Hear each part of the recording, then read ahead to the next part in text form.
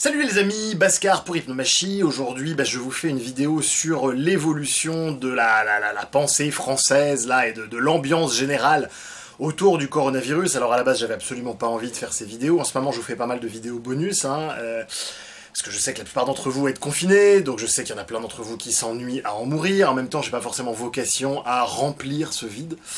Néanmoins, là, il y a quand même plein de sujets qui me donnent envie d'attaquer comme ça une grosse vidéo autour du coronavirus. Alors, il y a deux principaux sujets dont je voudrais parler. Alors, le premier sujet, c'est une espèce de polémique qu'il y a autour des travaux du professeur Raoult. Vous en avez forcément entendu parler, je ne vais pas vous refaire ici tout le détail. Je pars du postulat que vous savez vous renseigner, que vous savez faire une recherche Google, et que vous savez aussi aller regarder les différents points de vue qui s'affrontent. Voilà.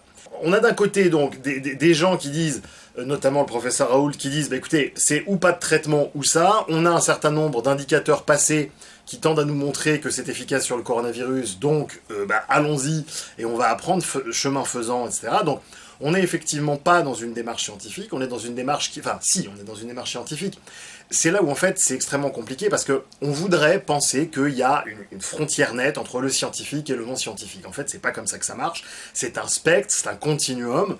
Voilà. Mais effectivement, le professeur Raoult a un point de vue, on pourrait qualifier de plutôt pragmatique, en tout cas, où il a envie qu'on puisse agir, de par son expérience, son expertise qui est assez colossale. On a de bonnes raisons de penser que ça pourrait être un traitement pertinent, etc. De l'autre côté, on a aussi des gens qui disent « Non mais attendez, c'est pas parce qu'on a quelques indices que c'est fiable, on va faire prendre des risques à des centaines de gens, peut-être même des milliers de gens, il se pourrait bien que le remède soit pire que le mal, donc il faut qu'on ait suffisamment d'études, etc. » Là-dessus, les premiers disent « Oui, mais on n'a pas le temps. » Bon, bref. Dans tous les cas, et quel que soit le résultat, il y a un biais colossal qui est à l'œuvre là-dedans, c'est que tous les acteurs que j'ai vus s'exprimer sur le sujet parlent systématiquement de stratégie monolithique. C'est le fameux « il faut », vous savez, des magazines comme ça, c'est « faut-il perdre du poids avant l'été ? Mon ex ne me rappelle pas, faut-il que je le rappelle ?» Qu'est-ce que c'est que ce « faut-il » ? Ce « faut-il », il présuppose en permanence une stratégie monolithique. Mais pourquoi est-ce que vous ne laissez pas à chaque malade la liberté de choisir ou non s'il va assumer les risques inhérents au traitement après avoir informé, après avoir donné, après avoir fait un bon état des lieux, justement, de la recherche sur le sujet. Puisque vous comprenez bien que nous sommes dans un système chaotique complexe, que les êtres humains naissent et en fait n'ont aucune idée de ce qui fonctionne, utilisent des tonnes d'heuristiques, je me répète, désolé, mais utilisent des tonnes d'heuristiques pour essayer de modéliser le réel et de survivre. Le premier heuristique, c'est de base, des enfants, c'est d'écouter ce que leurs parents leur disent. Et en général, ils disent oui, on reste à peu près vivant ou pas. Il y a plein d'enfants qui sont morts en écoutant ce que leurs parents leur ont dit. Donc, on nage dans un système à haute incertitude, on essaie de se rassurer sur le fait que la science est le meilleur chaman culturel dont on dispose, mais en fait, c'est pas certain du tout, puisque là, en l'occurrence, imaginez 5 minutes que la chloroquine soit un traitement tout à fait pertinent, et ceux qui auront dit « moi, je prends le risque », pourraient tout à fait survivre, si c'est pertinent, évidemment, donc c'est là où on voit qu'on est dans des stratégies complexes, que la science en tant que telle n'est qu'un heuristique, et qu'il se pourrait tout à fait qu'une approche strictement empirique puisse fonctionner ou être désastreuse. Là encore, chaque être humain est seul face à son destin, et nous avons une espèce d'aversion à la prise de conscience de cette incertitude totale et maximale, surtout quand c'est une question de vie ou de mort. Voilà. Donc, personnellement, ça me gonfle le manque de hauteur de vue des différents acteurs autour de cette question, qui est une question grave, qui est une question importante, et qui est une question qui mérite mieux que pour ou contre, dans lequel on supprime absolument toutes les nuances qui font que ce débat est intéressant. Et naturellement, vous allez avoir tous les journalistes qui vont rajouter ça, histoire de faire du buzz, de créer une logique de camp et de recréer du conflit mimétique, parce que c'est ça qui fait vendre. Ouais. Le deuxième point sur lequel je voulais revenir, c'était la fameuse injonction hypnotique sur « restez chez vous ». Alors, messieurs et madame les soignants, j'aurais vraiment aimé vous entendre. J'aurais vraiment aimé vous entendre davantage quant à ce que vous ressentez.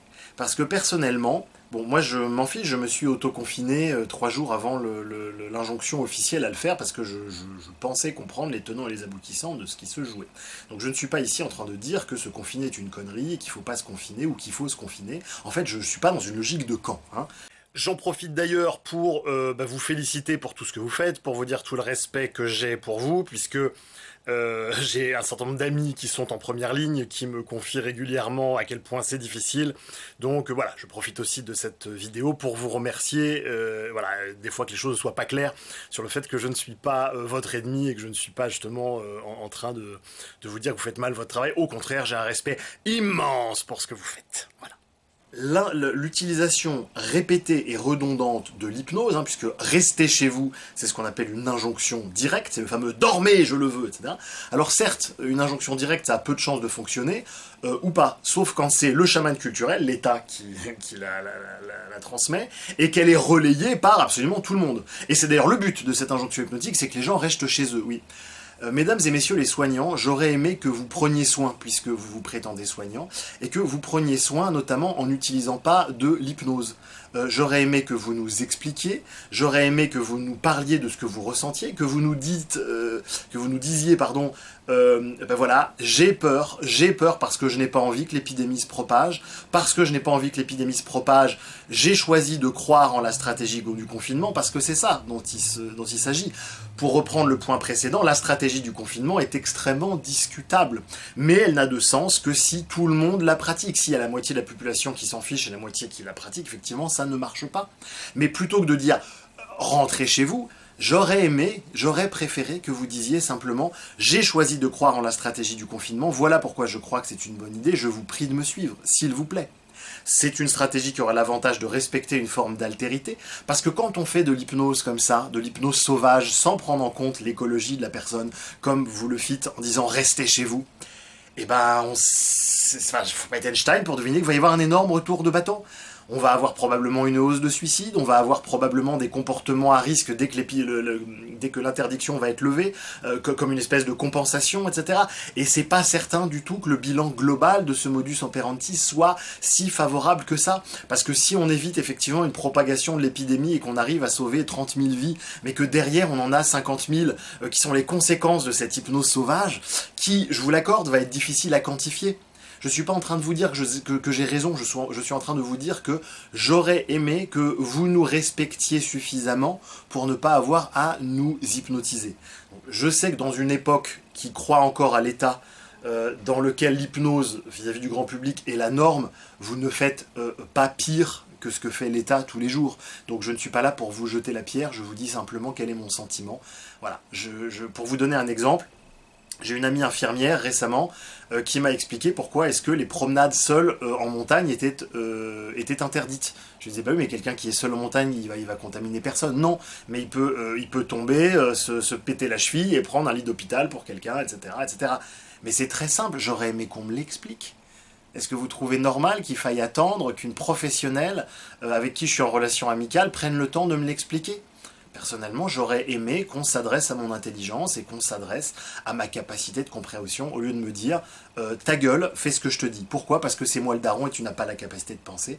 Je ne trouve pas cette façon de procéder respectueuse, remarquée avec les forces gouvernementales. J'ai l'habitude de cet irrespect. Donc là encore, je ne suis pas à un irrespect de plus. Voilà ce que j'avais envie de vous dire, voilà ce que la situation actuelle m'évoque du point de vue de l'hypnomachie, parce que je ne suis pas virologue et je n'ai absolument aucune prétention à avoir un point de vue éclairé en la matière.